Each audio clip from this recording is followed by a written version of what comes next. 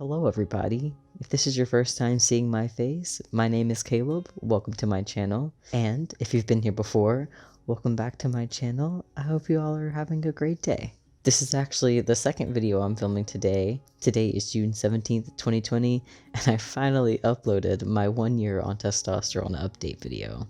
Let me take you back to a year and a half ago when I said this in my update. Not only was I really excited to get to film this video today, I'm also really excited to go and edit it. Nice one, Caleb. Here I am, a year and a half later, finally done with that project and able to move forward with my life and with my channel. After finishing up this project, I wanted to look back and see what actually happened and what stopped me from getting this video done sooner. Here are the roadblocks to my 1 year on testosterone video. My first roadblock was editing, specifically editing software. Since I've already made a video going over what exactly happened with editing, I'm just going to link you to that video here if you haven't seen it already. My second roadblock is actually kind of two roadblocks in one. The first part is my perfectionism, and the second part is my high expectations versus the reality. When I first realized that I am trans, little baby Caleb did a lot of research and watched a lot of testosterone updates on YouTube. I dreamed about the day that I could finally make a testosterone update of my own, especially a 1 year on testosterone update. 1 year on testosterone is a really big milestone because 1, that's a whole year of your life, but 2, a lot of major changes take place in your transition during that first year. Not to say that other changes can't happen or won't happen past 1 year, but the bulk of changes happen within that first year. To document your transition and then be able to reflect back on it after a year is a really big deal. There's a podcast that I absolutely adore called Welcome to Night Vale. The writers of that podcast, Jeffrey Craner and Joseph Fink, have made another podcast called Start With This. It is designed so that you, the listener, can begin your creative endeavors on your own with helpful pointers from them. And although it is more centered around writing and podcasting, it doesn't only apply to that. The first episode focused around taking your ideas and actually executing them.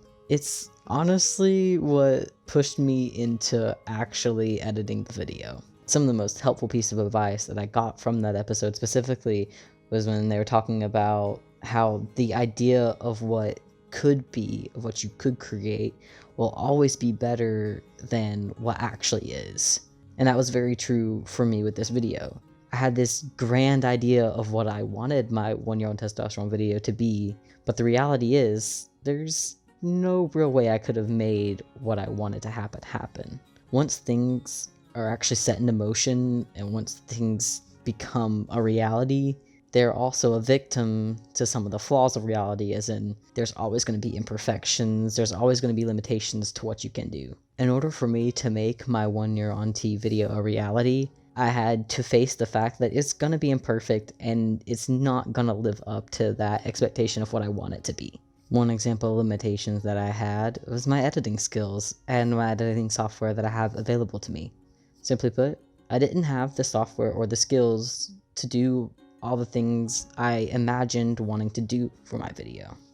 Another limitation is the footage that I actually had on hand. The laptop that I had all my footage on crapped out on me, and it would constantly crash to where, in order to even get the footage that I have now, I had to use a flash drive, move like 1 or 2 files over at a time before the laptop would crash again, and then safely move that to a different laptop.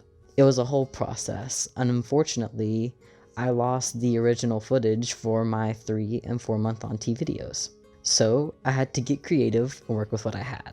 If you go back and listen to the 3 and 4 month portion of my poem, you'll hear the background music that is way too loud from the original videos because I didn't have the raw footage to use for those clips. Once I finally accepted the fact that it's not going to be perfect and it's not going to be exactly the way I want it to be, I was able to push through and actually edit the video. My third and final roadblock is actually something I had no clue was a roadblock until a week ago. Last week, at 21, almost 22 years old, I was tested and found out that I do in fact have ADHD. I do plan on making more videos on ADHD and different ways it's impacted my life in the future, but this video I want to focus on how my ADHD impacted me editing my 1 Year on T video. Anytime I would try to start the editing process, I would always get so overwhelmed because there was so much that I needed to do and I just didn't know where to start. Going back and sorting through the footage that I had, trying to get all the clips I needed for the video was such a huge and daunting task, and I didn't realize that was a big setback for me. What finally helped was breaking the video down into smaller chunks. Thankfully, past Caleb had helped set me up for what would be the format for editing the rest of the video and getting it done. Around 8 months on T, I had compiled the voice clips from the first 8 months so that when the time come, I could just take that clip and then add in the last few months and have that done.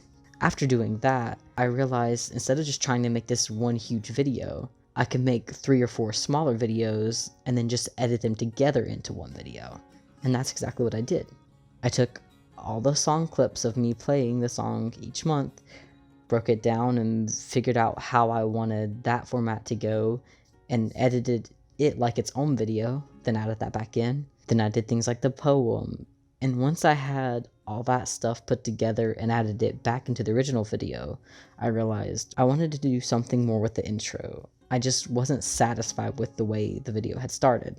I started a new project and I took the dates from each video and I overlapped them, as you can see if you watch the intro of the video. And I made that, exported it, and then added it to the video. And at that point, the video was complete.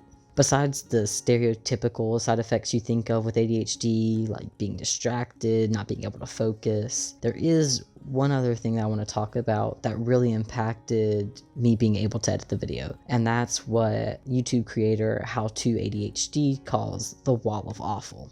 As I mentioned before, because I got so overwhelmed and didn't know how to break this big project down into smaller pieces, instead of working on the project, I would just push it off to another day. Every single time I did that, I was adding a metaphorical brick to my wall of awful. Not to mention the side effects from that, the shame for not doing it, the depression that kind of came along because I should have already uploaded this by now, why is it not even done, why haven't I even started it, would be another brick on brick, building up this huge wall that I had to break down in order to actually complete the project. Thankfully, there are lovely people that have spent lots of time preparing resources to help combat this. Since this is still very new knowledge to me, I want to just go ahead and point you to the channel How To ADHD. Jessica has been making videos for like 4 years now, if I'm not mistaken, and she has lots of different resources on her channel. So if you have either been diagnosed with ADHD, or if you think you might have ADHD and not been diagnosed, I highly recommend you go check out her channel for all different kinds of resources. Those were the roadblocks that I had to overcome in order to make my 1 Year on Testosterone video. I'll leave links in the description below to the resources that I mentioned in this video. I hope you were able to get something out of this video, and at the very least, maybe it gives you a little bit more perspective of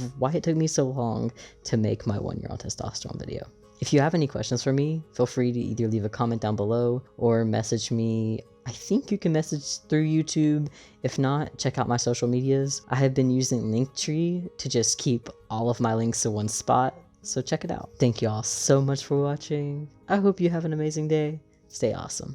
Every time I would do that, I would be adding a metaphorical brick to my